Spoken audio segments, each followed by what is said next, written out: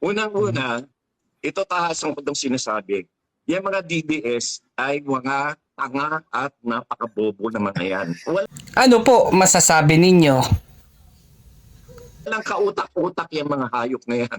Kaya at saka pangalawa, kahit kailanman hindi magiging presidente si Sara.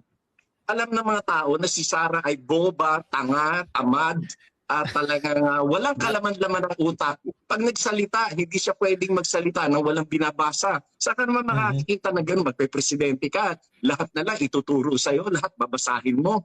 Sobrang babaw ng mga sinasabi niya. Hindi nga siya makapagsalita ng English ng diretso At saka yung English niya, elementary English.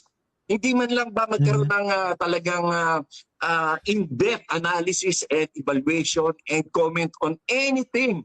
Talagang sobrang babaw ng utak, sobrang tanga ni Sara. Si Sara Duterte ay isang tanga. Ang mga Duterte supporter ay mga tanga, mga bobo, stupido, gago, tanga. Saksakan ng tanga ang mga talagang pinakatanga. Hindi naman mura ang ginagawa ko Pag sinabi mong tanga at saka bobo, it's a state of mind. Hindi yan mura. Hindi kagaya ng mura, nasanay si Sara. Yung putang ina mo. Si Sara yan. Pero itong pag sinabi natin bobo, tanga, makitid ang utak, it's a state of mind, it's a description of a state of mind. Yan ang mga Duterte supporters. Idagdag mo pa yung mga bulag. Hindi nila makita yung nangyayari. Ano po masasabi ninyo?